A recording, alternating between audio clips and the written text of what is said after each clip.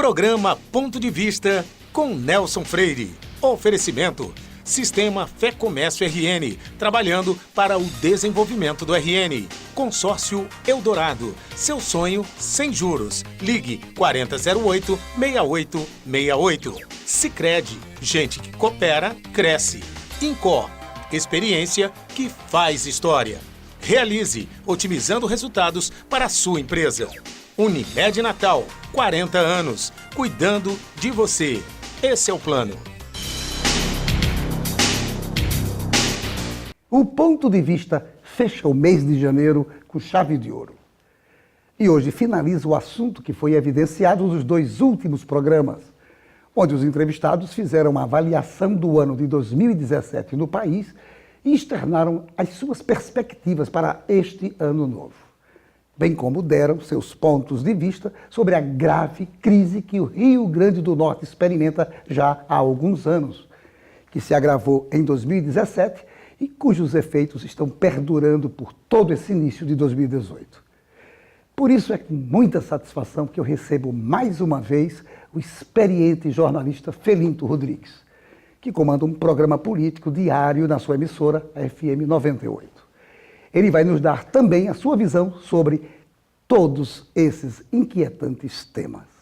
Mas antes eu quero mandar um abraço para alguns amigos telespectadores: Silvio Melo, Doutor Arimateia, Paulo César, Tenente Coronel Marinho, Pedro Maurício, Adão Eridan, Francisco José e Josa Silva. Meu caro amigo jornalista Felinto Rodrigues, uma satisfação novamente entrevistar você. Lembro-me que num dos momentos cruciais do Brasil, na época do impeachment da ex-presidente Dilma, aqui você estava dando sua opinião, mostrando a sua visão abalizada de jornalista experiente, e eu estou muito feliz por você ter aceitado o convite de encerrar com chave de ouro, como eu disse na abertura do nosso programa, esse mês de janeiro. Até porque eu trouxe para cá toda a bancada que você tem às sextas-feiras do seu programa lá na sua emissora. Uma alegria receber você, renovo os agradecimentos que você aceitou o convite de estar conosco, brindando o telespectador nesse final de janeiro. Obrigado, Nelson. Você está sendo muito generoso comigo. Eu quero lhe dizer que o prazer é meu. Todas as vezes que você me convidou, eu aqui vim e pude dimensionar o alcance do seu programa pelas pessoas que me ligaram assistindo aquela participação anterior. Deu muito prazer em estar aqui. Felinto, eu quero primeiramente saber como é que você viu o ano de 2017 no Brasil. Houve algumas reformas que foram votadas. Como você viu o ano passado com o presidente Temer comandando algumas dessas reformas? Nelson, o presidente conseguiu que o Congresso apreciasse algumas reformas. A gente tem que reconhecer. Entretanto, falta muita coisa ainda. Muita coisa falta. E eu temo que as reformas fundamentais, como a da Previdência, elas venham a ser procrastinadas. Você acredita que nesse semestre essa reforma vai ser votada, mesmo com essas diminuições de tópicos que ela, no original, ela apresenta para o Congresso? Olha, essa aí é uma opinião minha. Eu acredito, pelo que eu sei do Congresso, de que se não fizerem modificações, elas serão feitas tirando as possibilidades que o Brasil precisa de uma reforma extensa e profunda. Não vai adiantar de nada. E repito, creio eu que daqui a 2, 3 anos precisaremos voltar a outra reforma da Previdência. Sair dessa avaliação de 2017, você já mais ou menos anteviu a questão de 2018, a necessidade de reforma, a possibilidade das reformas serem capengas e isso ensejar uma nova, lá no futuro, novas reformas. Mas essa semana nós tivemos um momento histórico no Brasil, o julgamento do ex-presidente Luiz Inácio Lula da Silva. Qual a sua visão, seu ponto de vista sobre esse histórico momento, quando o ex-presidente Lula foi julgado pelo TRF4 de Porto Alegre? Olha, o ex-presidente está numa situação complicada. O Tribunal de Porto Alegre manteve a condenação, ampliou o tempo de condenação, Porque o juiz Sérgio Moro condenou a 9 anos e 6 meses. Os desembargadores em Porto Alegre ampliaram para 12 anos e 1 mês. E 2 fatos notáveis. Primeiro, a ampliação do tempo de condenação. Segundo, por unanimidade. Essa unanimidade, inclusive, estreitou muito as condições jurídicas dos advogados de defesa do presidente tomarem providências, até retardando, procrastinando, limitou muito. Então a situação do presidente, ao meu ex-presidente, para mim, é uma situação muito complicada. Com um detalhe, a apreensão do passaporte de Lula. Lula tinha uma viagem marcada para a África e um acontecimento na África. E ele foi impedido de se ausentar do país. Impedir a saída de um ex-presidente precisa que ele tenha cometido delitos incríveis. Fica parecendo, eu não conheço em profundidade, mas fica parecendo que ele está cada vez mais com a vida muito complicada. Nesse episódio da decisão de se tirar o direito do ex-presidente ir ao exterior, eu ouvi muitos comentários de que essa viagem que estava programada poderia ensejar uma fuga. Isso foi feito preventivamente. Eu não estou dizendo que ele ia fugir. Entretanto, se a justiça confiscou o passaporte dele, é porque, primeiro, havia essa possibilidade. Suponhamos que houvesse essa possibilidade. Agora, que é uma situação inédita a nível de Brasil, nunca um ex-presidente teve proibido seu deslocamento do país para qualquer outro lugar. Agora, nesse período que antecedeu o julgamento e também essa apreensão do passaporte, lideranças do PT andaram fomentando induzindo aos participantes do partido atos até reprováveis de violência, de irem às ruas. O que você acha? Você acha que essas lideranças agiram correto, induzindo as pessoas a reagirem? Falaram até em morte, inclusive, em matanças e tudo mais. O que você achou disso? Infelizmente, Nelson, está faltando equilíbrio, na minha visão pessoal, aos dirigentes do PT. Foi a senadora Gleisi Hoffmann, que é a presidente do partido atualmente, que chegou a aventar a possibilidade de que haveria até morte caso o presidente fosse preso. Eu acho uma irresponsabilidade, lamento que uma parlamentar tome uma atitude dessa, porque isso não ajuda o Brasil. Nós estamos vivendo um momento muito difícil no Brasil, dificílimo. E o que puder ser feito no sentido de harmonizar, de tentar conduzir as coisas de maneira equilibrada, é um dever patriótico de se assumir. Infelizmente, eu não estou enxergando isso em alguns setores do PT. Quais as principais consequências políticas de tudo isso que a gente viu essa semana para o Partido dos Trabalhadores, em pleno ano eleitoral? Quais as principais consequências políticas? Olha, Nelson, eu parto do seguinte raciocínio. O PT tem, a nível nacional, 35% a 38% dos votos do Brasil. É evidente que Lula tem uma capacidade de mobilidade muito grande, que se ele puder ser candidato, ele vai provocar nos estados uma concorrência muito grande na disputa local e nacional também.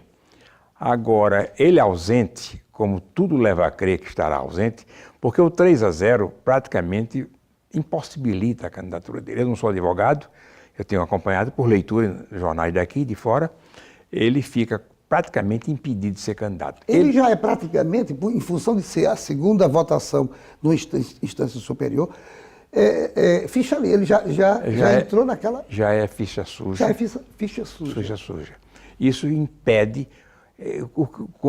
Coincidência, Nelson, é o seguinte, quem sancionou a lei que estabelece isso foi Luiz Inácio Lula da Silva, quando era presidente. Ele não pode nem se queixar da lei, porque foi sancionada por ele, assinada por ele. Ele está...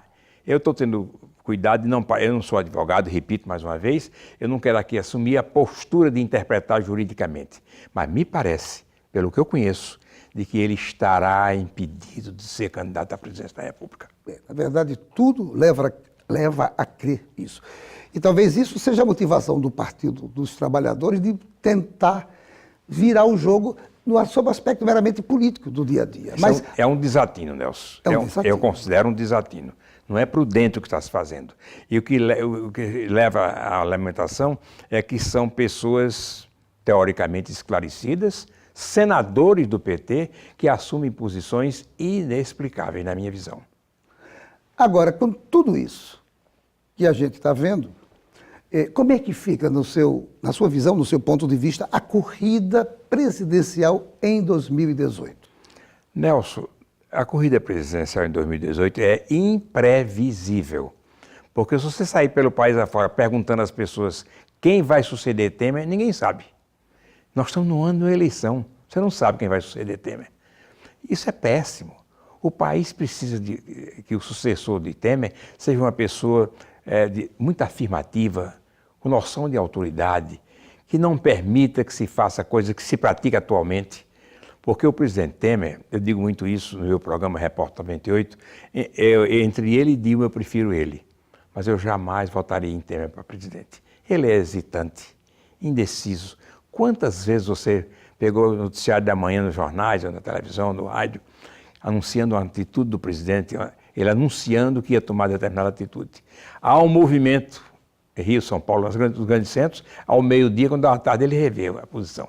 Um presidente não pode fazer isso. Um presidente da República, no meu entendimento, quando tomar uma atitude, a atitude será sido estudada pela sua assessoria e por ele próprio, e é irreversível. Então é um homem fraco. Repito, entre ele e Dilma, eu prefiro ele. Agora, nós estamos precisando de um presidente que tenha noção de autoridade e seja afirmativo.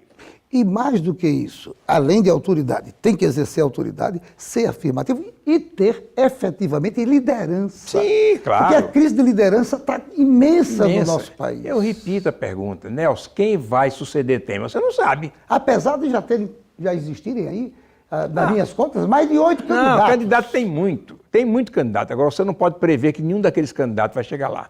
Não pode prever. Então, essa situação, no ano da eleição, porque se nós tivéssemos 3 anos de eleição, era normal, mas no ano da eleição, você não saber é incrível.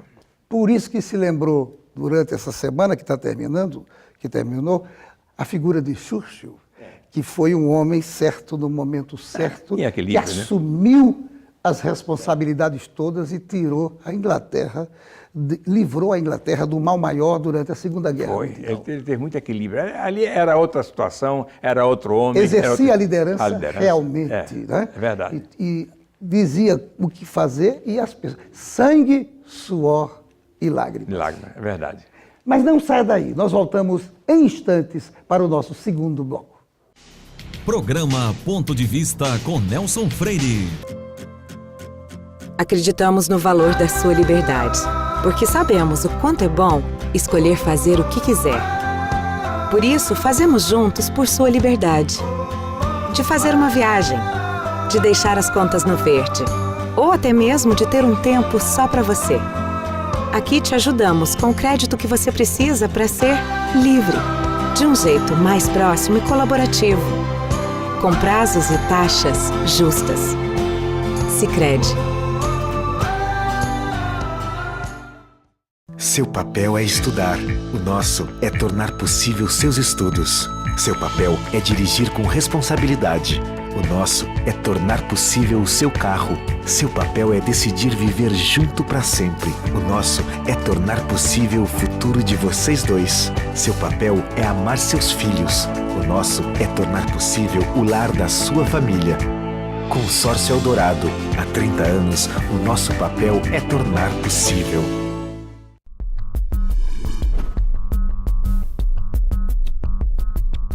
Com uma infraestrutura moderna, o Senac oferece mais de 30 opções de cursos no segmento de saúde. Pioneiras no Rio Grande do Norte, as habilitações técnicas em áreas como podologia e estética são diferenciais da instituição. Também se destacam cursos de enfermagem, saúde bucal e o novo técnico em ótica, além de qualificações como massagista, cuidador de idoso, primeiros socorros e agente de combate às endemias. Os laboratórios do Senac contam com equipamentos de última geração e estão estruturados de maneira que o aluno possa vivenciar situações reais no ambiente de trabalho. Multiplique suas chances. O Senac tem as ferramentas que você precisa para transformar o que você gosta de fazer em uma atividade de sucesso. Senac, uma instituição do Sistema Fé Comércio RN. Programa Ponto de Vista com Nelson Freire. O INCOR Natal é especialista em clínica e procedimentos de alta complexidade ligados ao coração. Além da melhor equipe de cardiologia da cidade, ainda oferece serviços de geriatria, endocrinologia, neuropediatria, dermatologia e outras especialidades, tanto na unidade da Miguel Castro como na unidade da Promater. E a Unimed Natal completou 40 anos de existência e de muitas conquistas. A maior delas, de fazer parte da vida de mais de 132 mil beneficiários. Quem tem Unimed Natal conta com mais de 1.400 médicos cooperados e uma ampla rede de hospitais credenciados. Seja você também um cliente Unimed. E nós voltamos à nossa entrevista com o jornalista Felinto Rodrigues. Vamos agora para o fato local, Felinto. Falamos do Brasil, você deu... Vamos aterrissar no Rio Grande do Norte. Vamos aterrissar no Rio Grande do Norte. Qual a sua avaliação da gravíssima crise que se abateu sobre o Rio Grande do Norte, principalmente nesses últimos 3 anos? A minha avaliação chega a ser dramática, porque a situação do Brasil, eu vejo saída. Do Rio Grande do Norte, é incrível ter que dizer isso, eu não vejo saída. Pelo menos a médio prazo, não é nem a curto prazo, a médio prazo. Por que isso? Você veja que nós estamos atualmente com parte dos servidores que não receberam novembro, dezembro e o 13º. Parte. Outra, totalmente sem receber, os meses de dezembro e 13º. Se hoje chegasse ao Rio Grande do Norte 600 milhões de reais, aquele dinheiro que o presidente Temer prometeu, e o governador pagasse tudo, pagou tudo, faltava recurso para pagar 10 de janeiro. Então é uma situação que vai se repetir, porque o Estado tem um déficit mensal de mais de 100 milhões de reais. Ou seja, o Estado deixa de arrecadar 100 milhões de reais a menos das obrigações que tem. Não são obrigações novas, não, obrigações rotineiras. Isso estabelece um déficit anual de 1 bilhão e tanto. Aí pensa-se em se desfazer de bens. A variação de prédios, terrenos, empresas. O difícil aí, repare que pode parecer até contraditória a minha argumentação, mas você se desfazer de bens do Estado, para esse dinheiro não ser investido no desenvolvimento do Estado, será utilizado para pagamento de pessoal que é importantíssimo, que é a sobrevivência do servidor. Mas perceba que também chega uma hora que terá um fim. Quantos meses eu não sei. Segundo, estamos numa época de dificuldade a nível nacional. A venda desses imóveis, desses terrenos, dessas coisas que o governo tem citado, Portugal, uma série de coisas, não é um negócio fácil, que possa ocorrer em 1 mês ou 2. Então, vai perdurar a situação de dificuldade do Estado. Você sabe que Rosalba, quando terminou o mandato dela, só conseguiu pagar o 13º em dezembro porque usou o fundo previdenciário. Robson, ao assumir, só conseguiu manter durante algum tempo as coisas também, utilizando o fundo previdenciário. Por quê? Falta condições financeiras. Não tem. Ao meu ver, essas coisas que o governador mandou para a Assembleia agora, no último ano de governo dele, essas coisas deveriam ter sido entregues no início do governo dele. A perguntinha, então, não interrompendo, o que foi feito agora em janeiro deveria ter sido feito no primeiro momento após o governador ter assumido o governo? Óbvio. Foi isso que faltou? Faltou isso. Isso foi um dos pontos. Faltou. Ao meu ver, faltou. Eu acho que Robson confiou que poderia resolver as coisas sem enxugar a máquina, e não enxugando a máquina, nós chegamos aonde chegamos. Com um detalhe curioso, né, que me chama a atenção. Nós temos aqui estados vizinhos, o da Paraíba, por exemplo, que é um estado equivalente ao estado do Rio Grande do Norte, em economia, em tamanho. A Paraíba não teve problema financeiro, quando eu digo não teve, é que refletisse não pagamento pessoal. Lá pagou-se todos os salários, pagou-se 13º. Por que a Paraíba? no nível, né, eu não estou me referindo nem ao Ceará, nem a Pernambuco, estou me referindo à Paraíba. Por que a Paraíba, a nível de Rio Grande do Norte, conseguiu pagar e Rio Grande do Norte não? Foi acumulada de equívocos em várias administrações. Falta de planejamento. Planejamento. Agora, isso caiu no colo do governador Robson Faria, porque isso vem de vários governos. Essa máquina foi inchando, foram agregando servidores, e chegou ao ponto que chegou. Então, claro, o governador, qual foi o pecado do governador? Foi não ter mandado antes, não ter diagnosticado antes que a situação era difícil, mesmo ele assumindo com Rosalba pagando 10º em dezembro, ele não se apercebeu de que devia propor essas medidas no início da sua gestão. Agora, me diga uma coisa, você falou há pouco tempo, e eu concordo, só a venda de imediato, emergencialmente, a venda de ativos, isso vai resolver o problema, mas não soluciona, de fato, a raiz da coisa. Não. O que, na sua concepção, o que é que o governante deve fazer para extirpar definitivamente esse risco do problema voltar a ocorrer? Nelson, se eu mencionei ainda há pouco um déficit mensal de mais de 100 milhões, parece que são 120 milhões de reais, que dá mais de 1 bilhão e 200 por ano, primeira coisa, colocar as obrigações do Estado dentro dessa realidade, menos 120 milhões de reais mês. É como eu enxergo. Fora disso, não tem saída. Porque o Estado, inclusive, ampliou, segundo eu acompanho pela imprensa, o Estado ampliou a arrecadação. Houve melhora na arrecadação. Agora, as obrigações e os encargos aumentaram muito, porque a máquina, repito, ela é pesada, é quase que inadministrável. Significa dizer que o próximo governador do estado, seja ele quem for, terá uma grande responsabilidade, um grande desafio de fazer uma reforma administrativa, Sim. Se quiser ter 4 anos de governo mais ou menos equilibrado, É. como conseguiu a Paraíba nesse período que está terminando Exatamente. agora. No final do ano, aquela angústia toda, os servidores da saúde, vários outros servidores, mas uma que chamou a atenção do Brasil todo foi o movimento dos policiais civis e militares. Colocou o Rio Grande do Norte muito mal no noticiário nacional, até internacional, inclusive, afetando, no meu ponto de vista, na minha maneira de ver, a principal atividade que nós temos, que é o turismo, e logo no final de ano, dezembro, janeiro e fevereiro, aonde a alta estação predomina e aonde o turismo tem 51 atividades que vivem em função dela. E isso tudo foi prejudicado. Na sua avaliação, como você viu esse movimento dos policiais militares e policiais civis?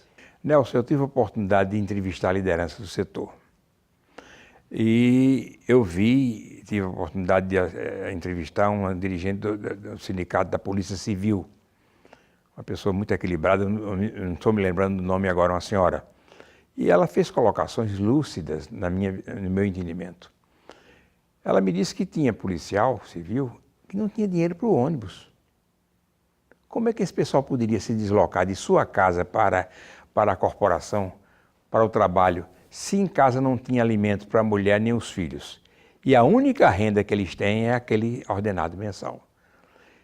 É lamentável que o Rio Grande do Norte tenha chegado à situação que chegou, porque, como você bem colocou, o turismo é a principal fonte da economia do Rio Grande do Norte. E nós temos vocação para isso. Temos uma bela estrutura hoteleira, o destino é muito conhecido e muito desejado. Agora, eu confesso a você, eu sou pai e sei o que é isso. O filho com fome em casa, dificuldades de manutenção, de pagar o colégio de filho, dificuldade de pagar transporte coletivo, não permite que a pessoa vá para o seu trabalho. Enfim, eu entendo a posição dos policiais militares e civis. Principalmente numa atividade que é tão violenta. De risco, Nelson. De risco. De risco Exato. permanente, Nelson. De risco. Então, a gente tem que ter a frieza necessária para poder analisar. Eles são os guardiões da nossa segurança. Exatamente. Tanto que eles ficaram no quartel, não compareceram, e você viu a desordem que houve na capital e no interior, foi muito grande.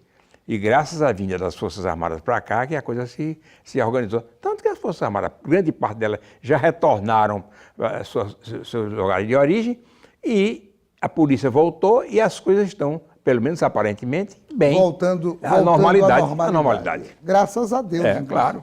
Agora, nesse estado de coisas, resta um ano para o final de mandato do atual governo. A governabilidade está sendo ameaçada? Vai ser ameaçada nesse período? Eu não sei como é que o governo vai pagar aos servidores, em particular ao pessoal da Polícia Militar e da Polícia Civil. Eu temo é que daqui a algum tempo o governo volte a não poder pagar, porque uma coisa é clara, Nelson, o governador não está pagando porque não pode. Ele não está com dinheiro entesourado e não sem querer pagar. Mas a realidade desse pessoal, se ele não voltar a pagar, se o Estado deixar de pagar, nós poderemos ter uma repetição. Quero muito estar errado no que eu estou dizendo, mas tenho receio que isso possa acontecer. Não seria o momento de haver um grande pacto envolvendo o Poder Legislativo, o Poder Judiciário, entidades de classe, a Igreja, a OAB, uma série de entidades responsáveis, e se discutir de forma objetiva que tipo de acordo esse New Deal poderia ser feito aqui para salvar o Rio Grande do Norte? Nelson, no meu programa Repórter 98, na Rádio 98, eu já disse tantas vezes que estou rouco de dizer que o governador devia convidar os presidentes dos poderes e tentar ver uma solução. Agora, perceba bem o seguinte, o que os poderes podem fazer, entre outras coisas, seria diminuir também o custo, porque tudo nós estamos falando a respeito de dinheiro. Não faz sentido que um desses poderes tenha economizado 400 milhões de reais. Outro poder fazendo doação de ambulância, de coisas. Isso não é tarefa desse poder. Quem deveria distribuir ambulância era o poder executivo, que é quem arrecada. Então está tudo errado, Nelson. Está tudo errado. Infelizmente está tudo errado. O Brasil está de cabeça para baixo. Está sim. Filinto, eu tenho um bocado de pergunta para fazer. Agora, o diretor já está mostrando o reloginho. Parece que eu tenho pouco tempo, é só 30 minutos, mas eu tenho que fazer a pergunta para você. Vamos. Eu lhe fiz sobre Brasil. Eu vou lhe repetir como última pergunta em relação ao Rio Grande do Norte. O que você acha das eleições para governador, senador, deputado federal, estadual e tudo mais no Rio Grande do Norte este ano? Você arriscaria alguns prognósticos? Veja bem, eu não posso arriscar prognóstico. Uma coisa eu sei, é que o povo está, por razões óbvias, o povo está sem motivação para votar. Eu tenho muito receio, tenho dito no meu programa isso, e aproveito o seu programa que tem um alcance muito grande para dizer ao eleitor, não deixe de votar. Não proteste não votando. Não proteste anulando seu voto. Que você fazendo isso, você pode estar concorrendo para a eleição de pessoas que não são positivas para o Rio Grande do Norte. Eu penso assim. Apesar de estarmos ainda num momento em que não se tem tanta luz no final do... Não tem, que eu lhe pergunto, quem vai ser governador? Quem vai suceder Robson? Você não sabe. Ninguém sabe quem vai ser. Então, é o mesmo caso do Brasil. É o mesmo caso do Brasil. Você não sabe quem vai ser. Tem vários nomes falados. Esse fato de Lula pode ter alterado. Pode ter. Então, qualquer coisa que se diga aqui, tem que ir com muita prudência. Você vê que na outra entrevista eu fui muito mais loquaz do que hoje. Que eu estou com muito cuidado para dizer, você disse assim no programa de Nelson. Porque a gente tem que ter cuidado, porque nós estamos diante do imprevisível. É verdade. Tanto é que, quando terminar tudo isso que vai acontecer nos próximos 12 meses ou 11 meses, eu vou conversar de novo com você. Aí eu quero ver você tão loquaz quanto você foi naquele programa no anterior. Depois da eleição, aí eu serei. Filinto, muito obrigado pela sua presença, por você ter aceitado o convite, por ter vindo para cá abrilhantar o nosso programa. Certamente o telespectador ficou ávido ouvindo o seu pensamento sobre o Brasil e sobre o Rio Grande do Norte. Mais uma vez, renovo os agradecimentos por você ter estado conosco hoje do Ponto de Vista. Quem lhe agradece sou eu. Muito obrigado, Nelson. E a você, meu amigo, minha amiga, telespectador, telespectadora, mais uma vez, obrigado pela sua audiência e a certeza de que no próximo Ponto de Vista traremos outro assunto do seu interesse. Programa Ponto de Vista com Nelson Freire. Oferecimento: Sistema Fé Comércio RN, trabalhando para o desenvolvimento do RN. Consórcio Eldorado, seu sonho sem juros. Ligue 4008-6868. Sicredi, gente que coopera, cresce. Incor, experiência que faz história. Realize, otimizando resultados para a sua empresa. Unimed Natal, 40 anos, cuidando de você. Esse é o plano.